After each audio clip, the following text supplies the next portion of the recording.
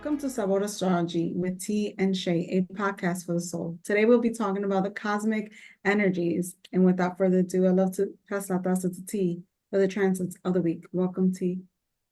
Thank you. Hi, everyone. Hi, Shayla.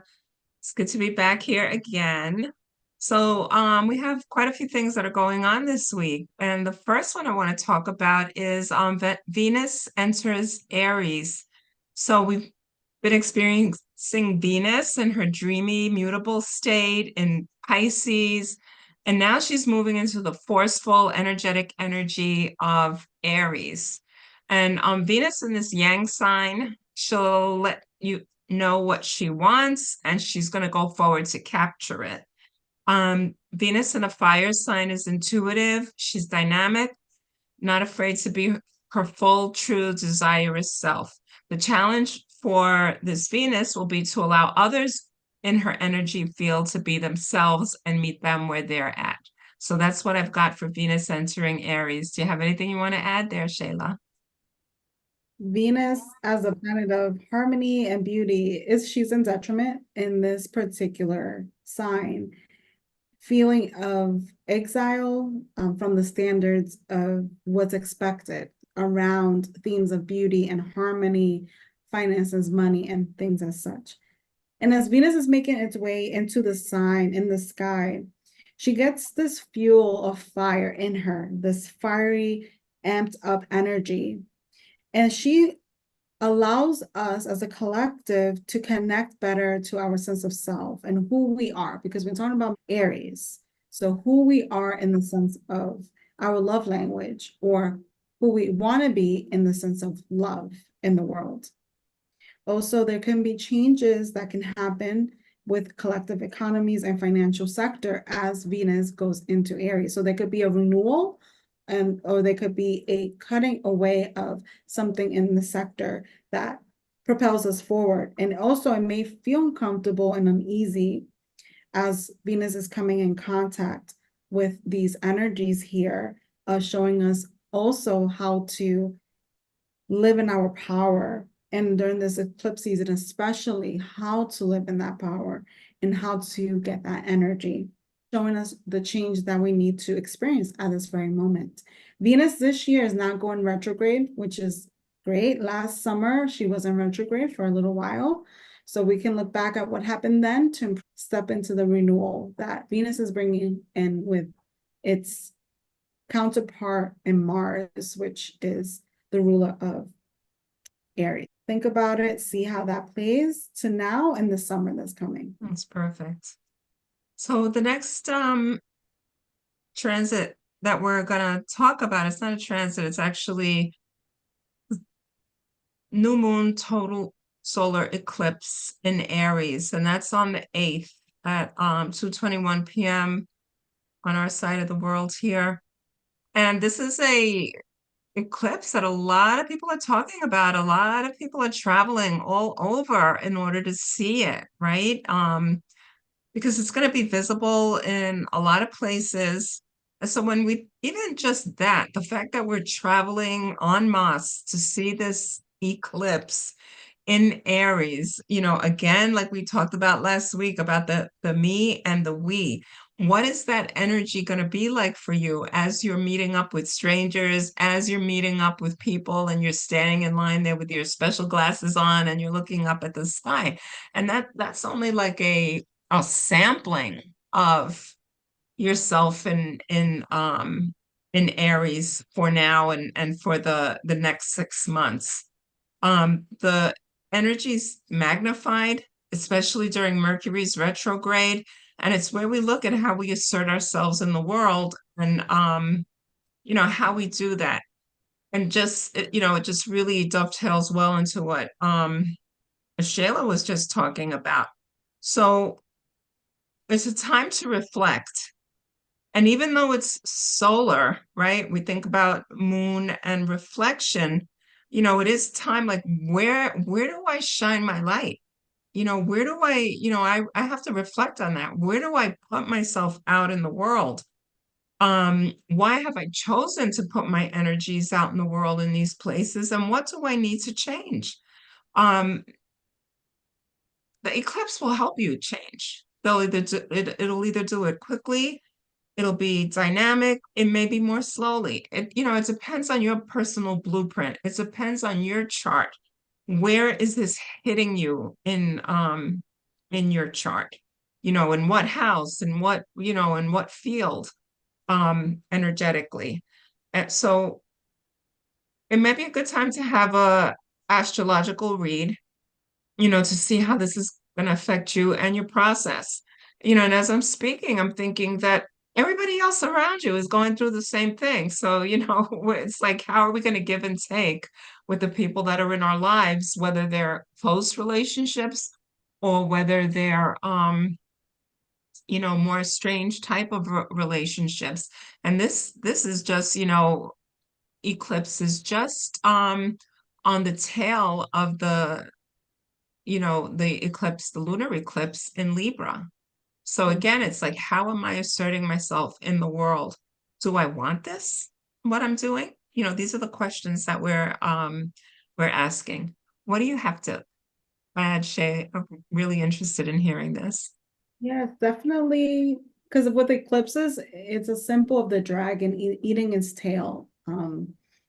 And we can think about it as also symbol of cycles and a symbol of, with this solar eclipse, kind of mirroring a part of what happened in our lunar eclipse. So what is going on there, as well as what has been themes that has been happening for the past year, or even longer than that, that has been elongated here. And now it's time to face it and cut it and then begin anew. So with the solar eclipse, it's going to give us the opportunity to really shine light on those areas, so then we can have this new beginning. But this new beginning is super powerful, and it's going to be the theme for the next 6 months, as T had mentioned. For instance, last year, a big theme for me was my home, transformations in my home. And now for this eclipse around this time, it's still about my home, but it's a different kind of theme around home. So you can think about that and think about what things came up for you and how does it reflect now. And that can help to better understand what's coming next, or what can possibly come in and influence this solar eclipse. What are you desiring during this solar eclipse? And these are things, sometimes these themes might come up where they're influenced by Uranus. They're sporadic, they come out of nowhere. And it's important to remember that these are parts of our soul for us to grow from. And even if it feels like it's not real, even if it doesn't feel like it's the right moment, it is, because these are evolutionary growth. It can also be chaotic and hectic times. So take that time to look back at the themes, and that will help to better understand the now, in the present moment. That's great. Yeah, and this is where that journaling comes in, because I always forget what I was doing 6 months ago or a year ago. Because I'm just like rolling from one thing to the next. Not everybody's the same, like able to say, oh yeah, 2 years ago, this is what I was doing at this time. So, by journaling, you can just open your journal and see what was going on then. And if you don't have it, you can start working on that now for 6 months from now when we come into our next season. So now we're going to talk about Venus in Pisces conjuncts Neptune in Pisces, and that's the 2nd to the 4th. And then immediately following on to that, Venus goes into Aries. And, as we just described, and she sextiles Pluto in Aquarius from the 5th to the 7th. So what we're doing is we're going from the yin flare of Venus swimming in Neptune seas. It's an energy that's deep, watery, emotional. And she's going over to Aries, where she's gathering her yin energies, and now she's in this fiery different state of her life. And she has to adjust to Pluto, who, going from underwater to underworld is vastly different, right? Pluto's energy is explosive. It brings about death, rebirth, change. Again, this really goes well with our eclipse. So Venus is just getting used to this new energy. Again, I say she's strong. Venus is strong because Venus can do this in Aries. Venus,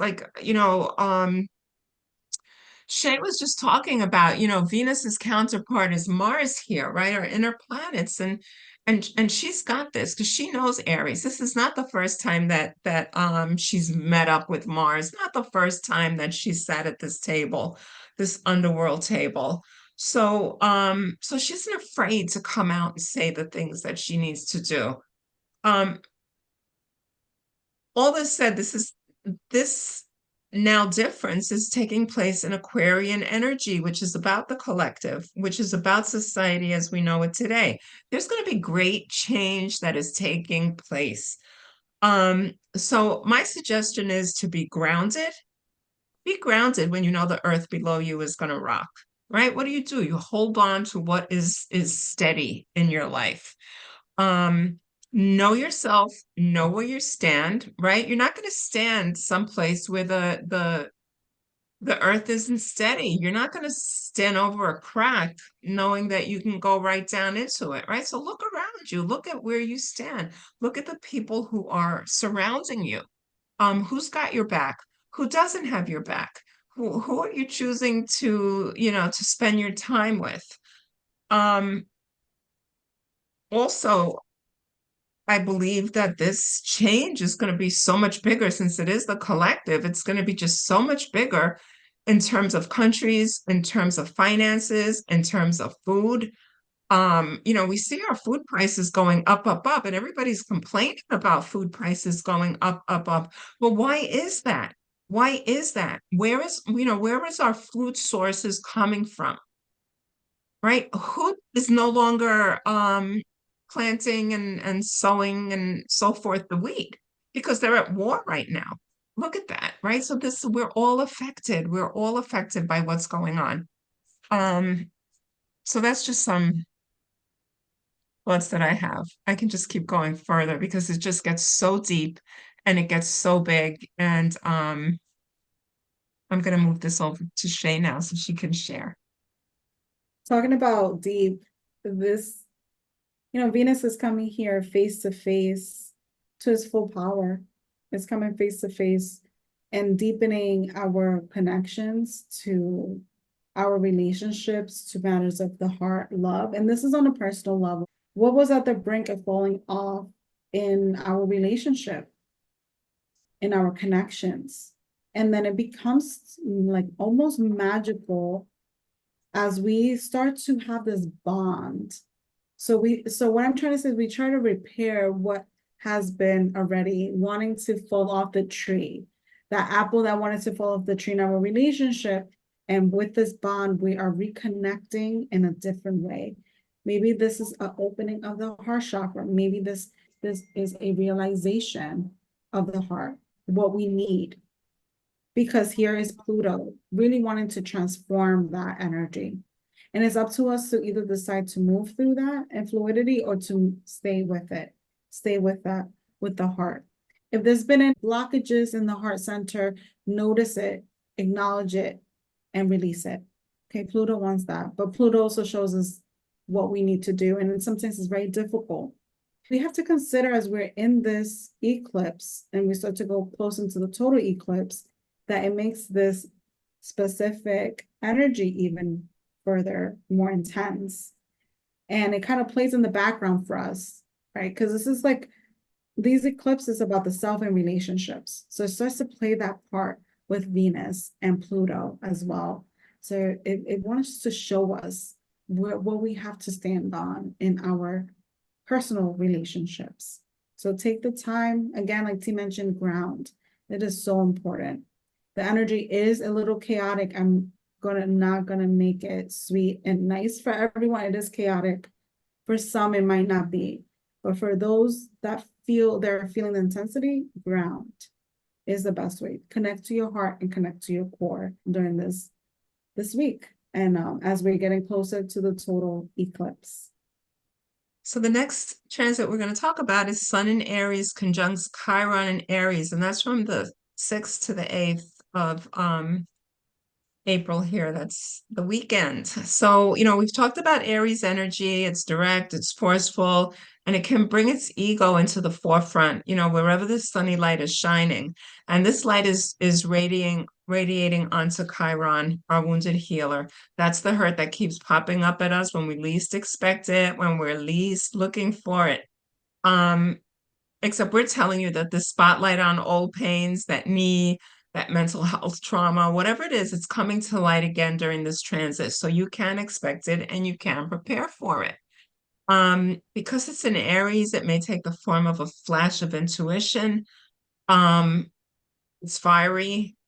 It may be difficult to give voice to these feelings because Mercury is in retrograde, but it's something to sit with. So if you find it the case, it's hard to talk about it, go for a walk, a swim, make a meal that soothes you. I got the vision of, what is your favorite recipe? And I started, I started imagining the kitchen cupboards and looking for the ingredients that have the spell that's healing for you. And what came out to me was a container of sea salt.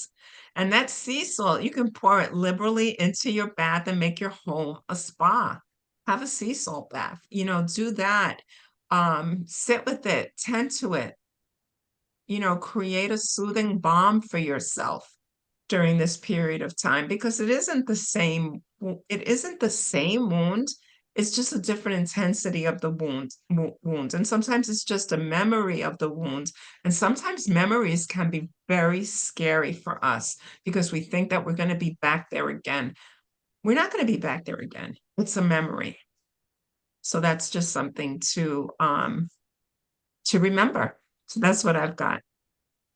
Yeah, with anytime Chiron is plays a part in any transit is really bringing in dual sides. So the healing part, but also the challenging part, the wound, the open gashes that we as humans experience. And with it sitting so close to the sun, it really wants us to do that deep healing. And I had mentioned last episode, Chiron has been playing a big part in recent transits, like major ones, especially with this eclipse season, a big role in our growth. It's going to show us those deep wounds, but and also how to heal them. So it's like the remedy is there, especially with the sun being there, fruition and clarity for us. Also, wisdom, whatever wisdom we're looking for, we can ask.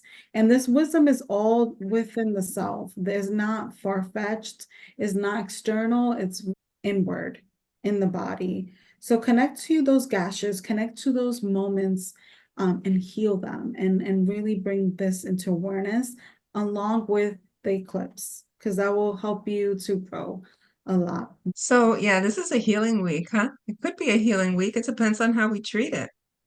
It could be a week of coming together for yourself or, falling apart before you then do come together. It's all a process. So the last transits we're going to talk about include Mars in Pisces. And the first one, it conjuncts Saturn in Pisces from the 4th, April 5th to the 8th.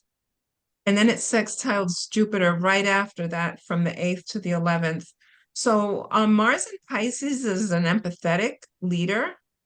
This warrior yang energy can be compassionate. And I see it as, laying its cloak down for a person to walk over while they're looking up and they have their other hands on their spear, or on their sword. This energy is close to Saturn and Pisces, and it brings energies of constraint and a nudge toward responsibility and boundary in Pisces, who loves to dream, to shift, and has a desire to live out their dream in their mind's eye, in their artistry, in their creation. And I see this 3-day or so period where we can get the impetus to create a plan in order to actually manifest the dreams that we have, right? So that you're not thinking about the painting that you're creating. You've got the canvas out, you have the paintbrushes out, and you can create that which you are envisioning. so that when we move into Mars and Pisces sextiling Jupiter and Taurus, we swing into that energy. And, Jupiter helps to create a light to the vision we hold, and it helps catapult them into manifestations. Jupiter is also conjunct Uranus by a 2-degree orb right now. And that can bring great change in dramatic bursts. It can be unexpected. Again, if you've been following us, your transits,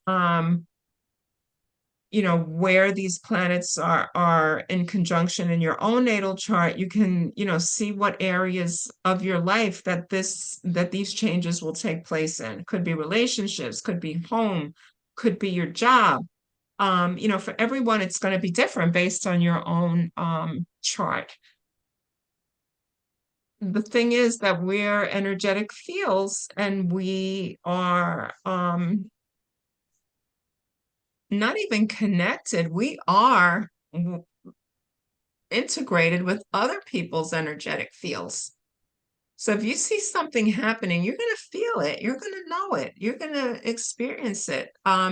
The message that I'm getting to tell you is that when you feel something, don't minimize it. Don't make it less than it is. It is real. That is your intuition. Too many of us have been taught, oh no, you're making that up. Oh no, that can't really be happening. Oh no, no, no. And sometimes we're told no, no, no, because the people that we share these intuitions with aren't ready for that, either for themselves or for us, right? They're like, oh no, no, no, no, don't go down that road. Well, yeah, go down that road. Listen to your intuitions. Again, if you can, write them down and then see how they play out. I always like to do that, write down, oh, okay, I think, this is how I'm feeling today. And then, did this really happen, or how did it happen? I'll tell you, I have that, I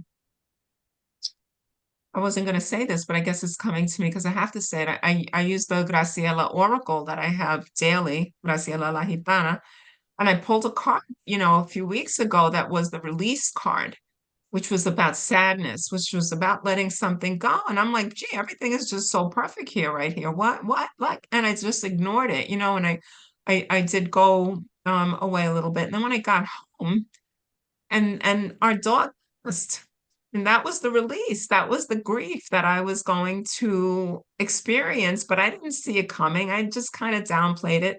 And there it was in the card when I got home. I was like, ah, that's what Graciela was talking about. It's in the card. That was the one, that was what she was telling me, is that sometimes, you have to let go of something. And I think that this is pertinent to what we're talking about right now because of this eclipse season.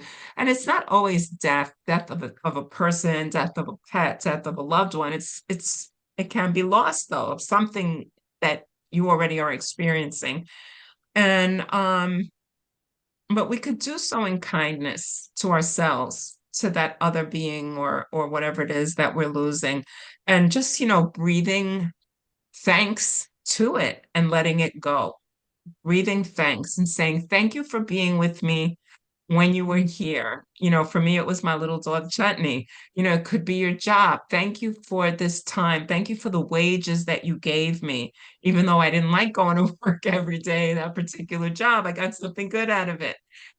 Whatever it is that you're losing or whatever it is that you're facing, the message I'm receiving to tell you is to, oh, they're giving me the image right now of when you drop a piece of bread. When we were little, now I don't do this anymore, but when I was little, if you drop a piece of bread, you kiss it up to God and then you ate it, right? So whatever the thing is that you kiss it up to God, whatever your higher power, whatever your sense of a higher purpose, higher meaning in life is, say thanks for it.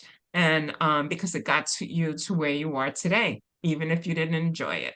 So that's my long-winded message that I had no intention of talking about, what Spirit was telling me. Let's tell these people this. So that's what I've got. Okay, That's, lo- Shay. that's lovely. Thank you for sharing that. And I feel like we should replay that part over and over again because this message is there for all of us in different ways. And to add, to the flavor, right? I always say we're mixing the pot, we're stewing something up here, we're cooking something up. With Mars interacting with both these two social planets of Saturn and Jupiter, there is something here that speaks about I'm getting the word climax, or like the energy of the social life that we're in, or the social things around us, or even social patterns that will give us that amplification, that will illuminate, as Mars is in Pisces, illuminate some dead ends for us. Very similar to what he was mentioning, the cutting off, the releasing, as we're speaking about Pisces, because remember, Pisces is the last of the zodiac. Okay, so, and then Mars is in a sign that maybe it doesn't feel as comfortable, but it's trying to make its way into the social understanding, especially with Saturn being there. How can you be more, I want to say more practical, more with your actions, or more realistic, right? How are we applying our are we applying ourselves well, right? As Saturn and Mars are together. Now with Jupiter into play, it gives us that confidence to say, yes, we are walking the right path. We are doing what we need to do. And this is not just for on a personal level, but it's also again, the social pattern. We might feel that we all are wanting to speak up about something that's in our immediate vicinity that has to relate to our social things or society or trends that come in. So for us to be ready for that, and for us to know that we have the ability to expand, we have the ability to grow from it, and above all, that we can share this with the world. So these two social planets are giving us that little push for us to act, to do something with the mundane, or with the patterns that want to come through. And again, this is coming up for me very strong with especially economical changes that's added to the economy that we are all going to be learning about. So this renewal there for us. Will it be good for us? It's up to us to make that informed decision based on what information we're understanding and gaining from the world. Great. So that's great. So that's what we've got for you. I'm open for readings. You can go onto my website, teresavarela.com, and get a reading for yourself or get a reading for you and your relationship. I love to do couples readings, and yeah, and I'm concentrating on my writing again, which is so super cool. I tell you, everything is in waves, right? We take rests sometimes, hiatuses and so forth, and then, we pick up again. And what about you, Shay? What have you got coming on?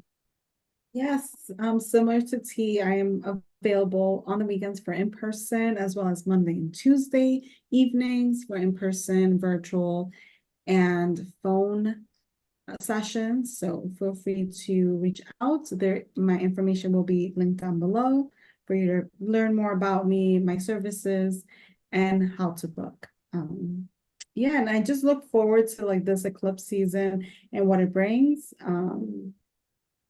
For the greater good.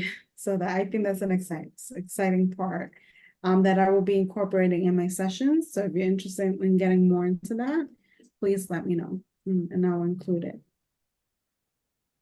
And that's all. Perfect. And remember to head over to Patreon for exclusive content. Let us know what you want to learn. And remember, support us by liking, sharing, subscribing. It is free. It doesn't cost you a penny.